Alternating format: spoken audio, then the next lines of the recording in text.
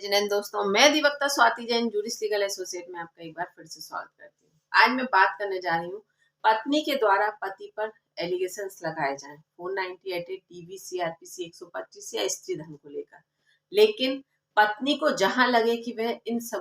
इन आरोपों को साबित नहीं कर पा रही है और वहीं पर केस चलने के दौरान पत्नी अपने केस को वापस लेने के लिए तैयार हो, पति से समझौता करने के लिए तैयार हो और समझौता कर कर पति के साथ घर बसाने के लिए तैयार हो, लेकिन पति यहाँ पर इतने सारे झूठे एलिगेशंस के साथ सामाजिक और आर्थिक स्टेज पर जाकर कहीं ना कहीं बहुत बड़ा स्ट्रगल कर चुका है, जहां पर उसको सिर्फ ये लगता है कि अब मैं ऐसे पार्टनर के साथ नहीं रह सकता, लेकिन परिवार वालों का दबाव या पत्नी की रिक्वेस्ट या न्यायालय के द्वारा दबाव बनाया जाए कि नहीं, आपको पत्नी के साथ रहना होगा। तो ऐसी परिस्थिति में पति को क्या करना चाहिए कि जहां पति इन सारी परिस्थितियों को देखकर अपनी पत्नी के साथ रहने के लिए तैयार नहीं है, लेकिन पत्नी पति के साथ रहने के लिए तैयार है। आज हम इसी पर बात करेंगे। जानकारी पूरी पाने के लिए वीडियो में बने रहिए और अगर अभी तक आपने मेरे चैनल को सब्सक्राइब नहीं किया है तो मैं आपसे रिक्वेस्ट करूंगी कि मेरे चैनल को सब्सक्राइब कर लीजिए ताकि आने वाली वीडियो की नोटिफिकेशन आपको मिल सके। चलिए बात करते हैं कि अगर पत्नी तैयार है लेकिन पति अपनी पत्नी को साथ रखने के लिए तैयार नहीं है, कारण सिर्फ यही कि पत्नी के द्वारा झूठे एलिगेशंस लगाए गए। पति कहीं से भी गलत नहीं था अपने वैवाहिक जीवन को जीने के दौरान, लेकिन पत्नी के द्वारा या पत्नी के घर वालों के द्वारा बार बार पति को इग्नोर किया जा रहा था या बेवजह पत्नी के द्वारा इस तरह के एलिगेशंस पति पर लगाए गए। अब बात आती है कि पति इन चीजों को प्रूफ करे क्यों, कैसे? क्योंकि हम ये बात बहुत अच्छे से जानते हैं कि मानसिक क्रूरता को प्रूफ करना बहुत ही ज्यादा मुश्किल होता है, बहुत ही ज्यादा असंभव होता है, और एक पुरुष के लिए तो ये 101% बहुत ही असंभव सी बात है। एक महिला मानसिक क्रूरता को बहुत आराम से बता सकती है या उसके बारे में एक्सप्लेन कर सकती है, लेकिन एक पुरुष के लिए मानसिक क्रूरता एक्सप्लेन करना कहीं ना कहीं बहुत ज्यादा बड़ा टास्क होता है। तो अब यहाँ पर पति के द्वारा इस चीज को प्रूफ भी नहीं किया जा सकता, लेकिन पत्नी के परिवार वालों के द्वारा या पत्नी के द्वारा या न्यायालय के द्वारा पति को बार बार मजबूर किया जा रहा है कि नहीं, आप पत्नी को साथ में रखिए या आप अपने वैवाहिक जीवन की स्थापना कीजिए। तो अब पति किस प्रकार से इन चीजों को फेस करे? तो यहाँ पर जब पति नहीं चाहता तो कहीं ना कहीं पति के दिमाग में एक बात और आती है कि अगर मैंने इनकार किया तो मेंटेनेंस या तलाक में मुझे परेशानियों का सामना करना पड़ेगा या मेंटेनेंस अधिक देना पड़ेगा, जो कि नेचुरल होता है जब रिश्ते की परिस्थितियां ऐसी हों कि जहां पर एक पक्षकार मतलब पत्नी अगर साथ रहने के लिए तैयार हो तो न्यायालय के द्वारा प्रयास यही किया जाता है कि वैवाहिक जीवन की स्थापना हो जाए, और कहीं ना कहीं दबाव भी सिर्फ और सिर्फ मेंटेनेंस के आधार पर ही बनाया जाता है, क्योंकि आप किसी के साथ किसी को जबरदस्ती रहने के लिए मजबूर नहीं कर सकते, क्योंकि ये एक व्यक्ति के मौलिक अधिकारों का हनन है और हमारा संविधान स्पष्ट कहता है कि आप किसी के मौलिक अधिकारों के का हनन नहीं कर सकते। तो यहाँ पर सिर्फ और सिर्फ पति के ऊपर एक ही तरीके से दबाव बनाया जा सकता है, मेंटेनेंस के आधार पर, जहां पर पति को ये लगे कि मेंटेनेंस देने से अच्छा है कि मैं वैवाहिक जीवन ही जी लूं। तो यहाँ पर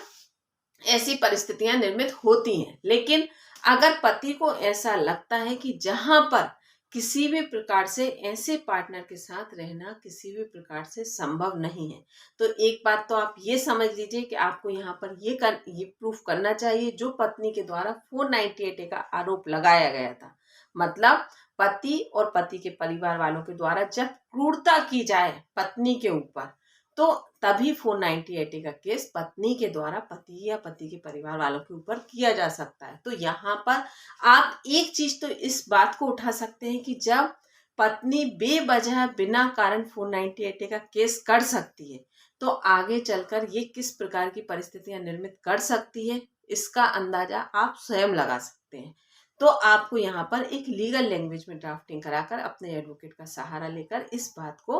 उठाना चाहिए, क्योंकि जब पत्नी एक बार इस तरह से कदम उठा चुकी है तो नेचुरल है कि वो भविष्य में भी ऐसा कोई कृत्य कर सकती है। साथ ही अगर आपकी यहाँ पर फैमिली कोर्ट में या हाई कोर्ट में सुनवाई नहीं होती तो आप यहाँ पर सुप्रीम कोर्ट में भी जाकर दरवाजा खटखटा सकते हैं। और सुप्रीम कोर्ट मतलब यहाँ पर आपकी बात अगर आपने अच्छे से रखी तो ना सुनी जाए, ऐसा संभव नहीं है। माननीय सर्वोच्च न्यायालय के पास ये अधिकार है आर्टिकल 142 के तहत। भारतीय संविधान का अनुच्छेद 142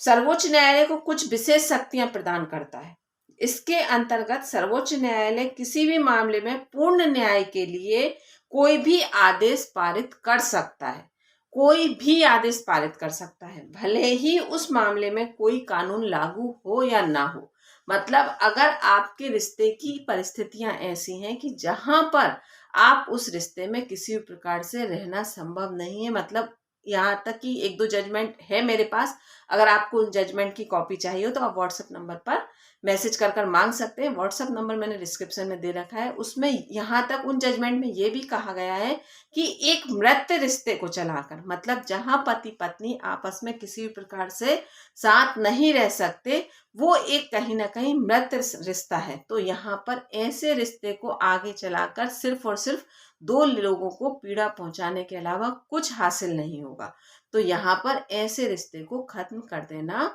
सबसे ज्यादा उचित है। तो ये आर्टिकल 142 का सहारा लेकर माननीय सर्वोच्च न्यायालय के द्वारा आपका विवाह विच्छेद किया जा सकता है और आपको यहाँ पर रिलीफ मिल सकता है। लेकिन मैंने सबसे पहले यही कहा कि आपको इस तरह के प्रूफ देने होंगे कि जहां पर आपके रिश्ते में कोई भी चांसेस नहीं दिख रहे हैं या आपके रिश्ते में ऐसी कोई परिस्थितियां नहीं है जहां पर आप वैवाहिक जीवन अच्छे से जी सकें। और नेचुरल है जब आपके रिश्ते में इस तरह की घटनाएं घट चुकी हैं कि जहां पत्नी के द्वारा झूठे एलिगेशंस लगाकर आपका काफी समय बर्बाद कर दिया गया, या पत्नी बेवजह बेकारण अपने मायके में जाकर रहने लगी, या अपने वैवाहिक जीवन से नाता तोड़ दिया, मतलब अपने वैवाहिक रिश्ते की को निभाने के लिए किसी भी प्रकार से तैयार नहीं है, तो यहाँ पर आप आर्टिकल 142 का सहारा लेकर अपना विवाह विच्छेद करवा सकते हैं और आपको 101% रिलीफ मिलेगा। तो यहाँ पर आप बहुत अच्छे से समझ लीजिए कि इस तरह की केस की परिस्थितियों में ही ऐसी अतुल सुभाष जी के केस जैसी घटनाएं घटित होती हैं। तो यहाँ पर ऐसी घटनाओं की ओर अपने आप को ना मोड़े।